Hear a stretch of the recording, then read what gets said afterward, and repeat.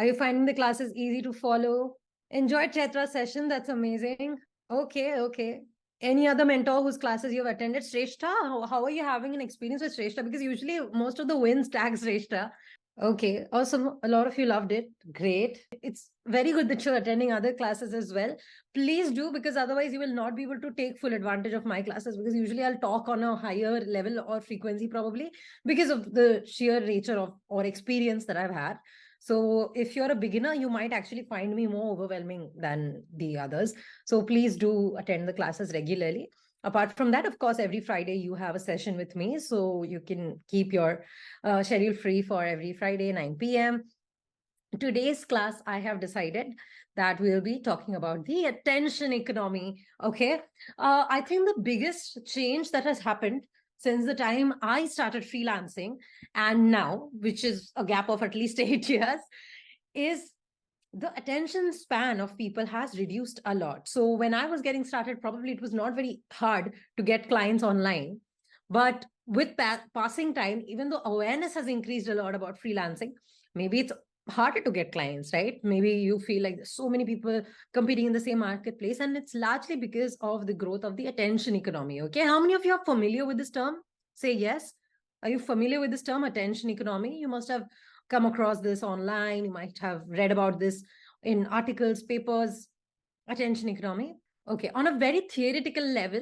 Okay, can we agree that today information is more widely available than ever? Okay, there's more information available than ever.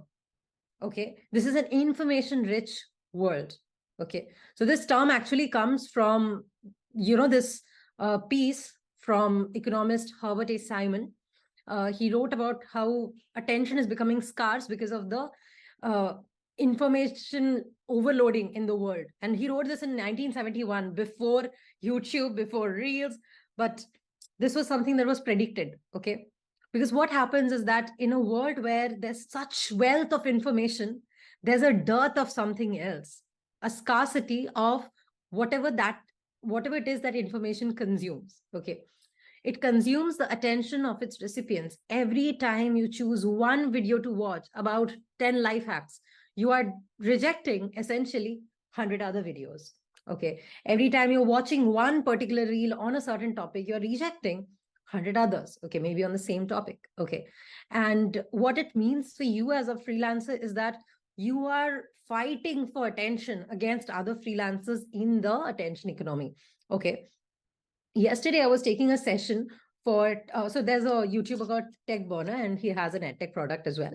And I was taking a session for them, and there was this guy who asked a question after I told how to pitch, that can't I do a simple pitch? Can't I just say that, okay, this is what I do? And I said, of course you can do that, but then you won't get attention. Okay, everyone can write that. How are you gonna grab attention separately? Okay. So in this economy where you're grabbing attention, you're craving for attention, if you don't know how to get that attention from others, you will not be able to scale fast. You will not be able to kind of grab other people's attention and thus get the client. Okay. You and another person might have the same offer. Okay. Let's say Kashish and Mansi, I'm taking them for example. They have the same offer. Okay. But let's say when Kashish is approaching her clients, she's sending a video with it that, hey, this is what I do. But Mansi is just using the templates that I have shared. Okay. The likelihood that if it goes to the same prospect, they're more likely to hire Kashish, even if everything is same. Okay. So how are you grabbing attention separately? Now, today we're going to talk about ways to grab that attention. Today we are going to talk about 16 ways in which attention is grabbed from clients and some advanced techniques which are much more actionable. Okay. That you can implement immediately. Okay, so without any further ado, let us get started. Okay, I'll also make some predictions that you can actually rely on. And yeah, hopefully today's class will help you become much more updated with today's economy. Okay, quick reminder that every live session that I take is not a part of the curriculum. So please be sure that you're actually doing the curriculum. This is just updates, right? I cannot be talking about attention economy before like it becomes a buzzword, and it's becoming a buzzword right now. So please be updated with the live classes because I only talk about latest things in these. This term attention economy, or the idea for this class, came from Mark Manson's article. You guys must read it. It's called In the Future, Our Attention Will Be Sold. It's a very, very good article. Okay. It talks about the attention economy, the extremism in it, what are the benefits of the attention economy, and also how it's affecting you. Because even if you are looking for clients as a freelancer, remember that your attention is also a commodity. Okay. So that's why, these influencers make a lot of money. And, there's a lot of people who are always, critiquing them. Ki, Acha, I'm working so hard in the corporate world and I'm not making enough money. And she's just, dancing a little bit and she's getting more money for brand deals. It's because attention is the commodity and she's able to grab that attention. Okay. Now, there's a lot of moral, ethical, and other questions that are raised when these things happen. But the fact is that in today's attention economy, if you want to be a high income freelancer, you need to know how to use attention to your advantage. Okay. I'm not going to talk too much from a psychological point of view, but if you want to go deep, you can actually see why certain things grab our attention and others don't. Okay. One beautiful article, this same one, and this article had this line I loved. In the future, your attention will be sold. And it may be that the only people able to capitalize on it are the people who can control their own. Are you spending your entire days scrolling reels? Are you spending your entire days not being able to manage your attention and giving it to cat videos and dog videos and, cute couple videos that are like all over your feed in the wedding season right now? So if you can control your attention, you will be able to make money out of others, right? So what's our agenda for today? 3 things: the foundations of the attention economy in freelancing, strategic freelancing for maximum impact. We're going to discuss exactly how to do this, and also some advanced techniques. Okay. So what is the foundation of attention economy? Why is it so important for you? This economy is driven by competition for people's time and focus. Okay. You want others to focus on you. Your clients want the same as well. Every time you are trying to sell your web design services to someone, instead of selling your skills, you need to sell that you will be able to, with your work, the client will be able to grab more attention, thus making more money. Okay. Now, we as freelancers, we operate within this context. We are vying for the attention of potential clients, collaborators, audiences. You want your prospects to hire you. You want your peers to respect you. You want to grow an audience. There's so many things that you want to do. And a lot of it comes from grabbing attention. Okay. Now, the most essential part of grabbing attention is, of course, hooks and the first line and the subject line. Okay. But there's more to it as well.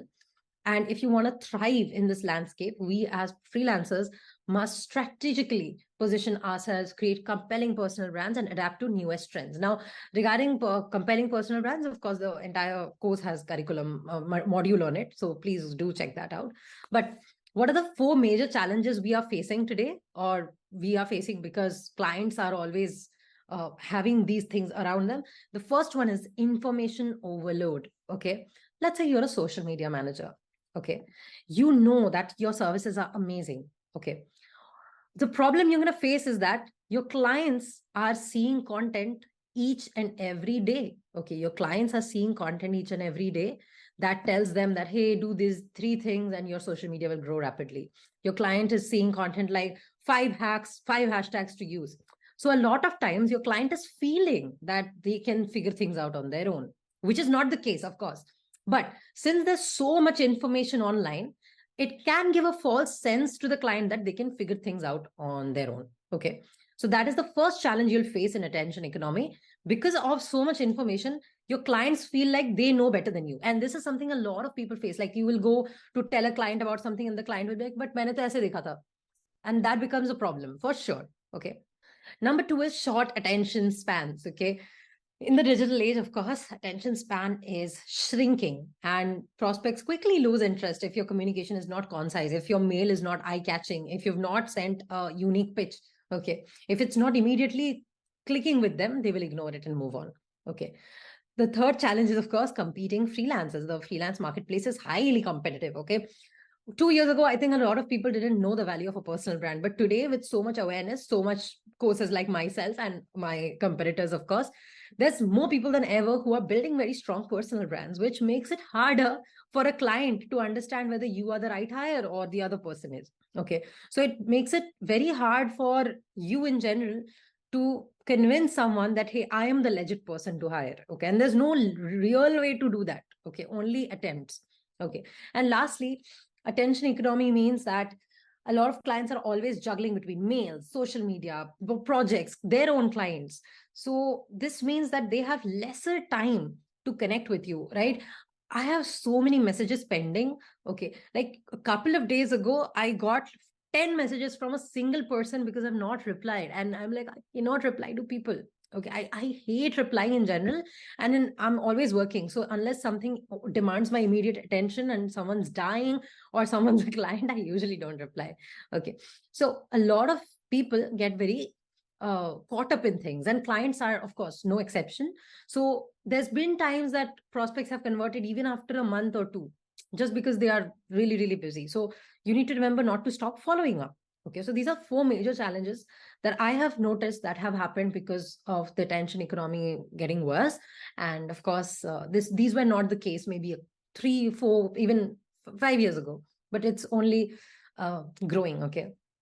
Now, here the question that comes is that what do prospects attend to? What can catch someone's attention? Okay. Any answers here? What do you think catches people's attention? Yes, these images are created by AI. I made it myself. Sales related content. Okay, but why? Clickbait. But it depends now. Let's say you sell social media services, but your clickbait is about your weight loss. Then would it work? Humor. Relevancy, a term that I can't say out aloud. Something shocking. Sure. I have covered almost all of this slowly. Okay. But the first thing I feel like all prospects pay a lot of attention to would be industry trends. Okay.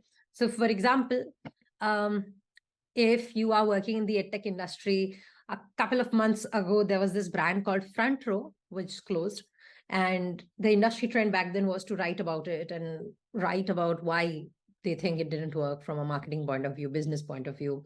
If you are in the software as a service industry, every week there is some new software coming to the market, which is breaking the internet, which is breaking revenue goals. So anything that is an industry trend, usually a prospect pays attention to. Okay.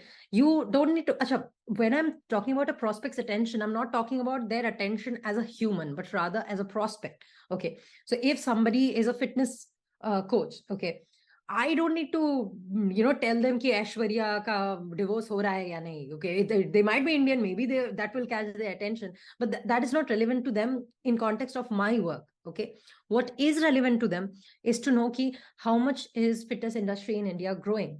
Okay, what kind of services in the fitness niche are growing, or what kind of products are in demand now in India.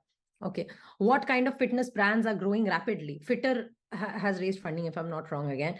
So if that news is the latest industry trend, write about it. Okay, because this is what the prospect is paying attention to, because every prospect wants to be their industry leader. So they are always going to follow the top of the industry. And if you can stay updated with it, you can also make very relevant comments. Okay, for example, let's say you are, again, I'm taking social media as an example, and let's say I'm taking Instagram in here. Okay, let's say you're trying to sell Instagram services to a client. Okay, and your client is saying that, no, I feel like Instagram, I don't want to invest much. It doesn't sound like a lot of value. It will be much easier for you to say that, but don't you see that Fitter is also doing it? So why not you? Okay, if the top of the industry, which has no dearth of money, okay, they are still investing in organic marketing, why shouldn't you? Okay, it's much easier to say that than to convince them why organic marketing is good. Okay, if you can refer to industry trends, that will immediately grab their attention. You will not have a boring conversation if you are talking about recent things, recent improvements in the industry. Okay, clear? What is industry level supermind? Yeah. Next, competitors. Okay, any immediate competitor is always someone a prospect is always thinking about. Okay, this is something that I have seen. I had a consulting call lately with a brand. Okay, and I have no idea, I don't understand this industry. but it's a wedding wear industry. Okay. I saw the website and the saris were worth like 2 lakhs, 2.5 lakhs. I was like, I clearly am not the target audience for this, but let's see. Let's see. I'm the consultant. So let's see. I tried my best, I swear. Okay.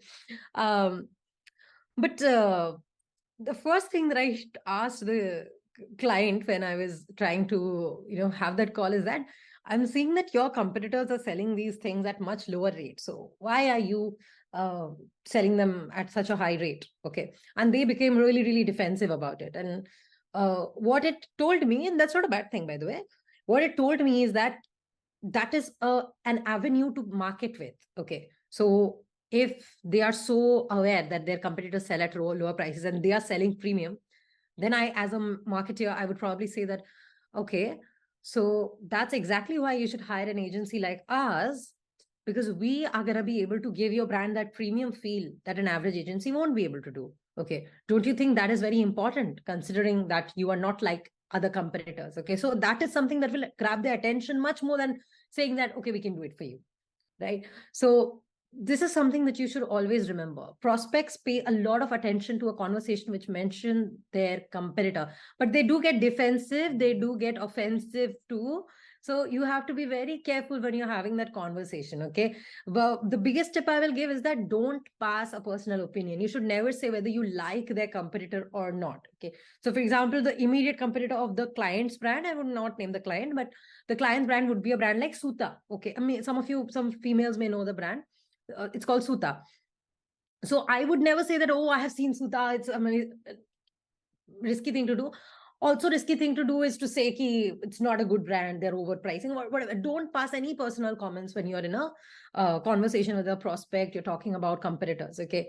Objectively listen to what the client is saying, and then based on that, make the statement. Once in a while, you'll understand the client hates the competitor. Once in a while, you'll realize the client is a friend of the competitor.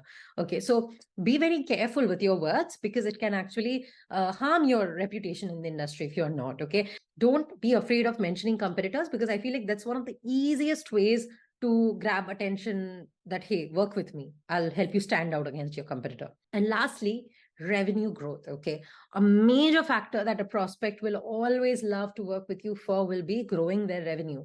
Okay. This is what I have mentioned so many times in my classes in the past as well. The reason I was able to convert almost every sales call that I've been on in the last 1.5 years or so, and I don't get on a lot of calls, but whatever I get on, I usually convert, is that throughout the call, I keep telling the client that, see, my only metric is revenue growth. I'm a marketer. I make posts, or my agency makes posts, and we write copy, but honestly, we don't care. Okay. I will never give you an explanation why we posted thrice or why we posted 5 times. Is that okay with you? So that the client also understands that they can't expect you to tell me कि such 7 बार क्यों post नहीं हुआ in a week, because that's not the kind of level I want to work at. Okay. I want to make sure that even if 3 posts go out of the client account, they're so good that they increase the revenue of that company, okay, or of that personal brand of the client, right? So that is something that I focus on again and again when I'm trying to convince a client, or when I'm trying to pitch to a client, or when I'm trying to make a content that will attract clients, whatever it is, I focus on this factor a lot. So if you can focus on how your service adds to revenue growth, that would be amazing. It will grab attention. Okay. And trust me, every service contributes to revenue growth. Every service out there. There's no single service out there, I feel, that does not contribute to revenue growth. Okay. Whatever you're doing, in some way, it must be increasing the client's revenue. Otherwise, they will never hire you. Any hire that happens usually happens because the client feels that the value of the service you are giving them is lesser, okay, than what it will cost to not have you. Okay. That's why they pay you. No one wants to lose money.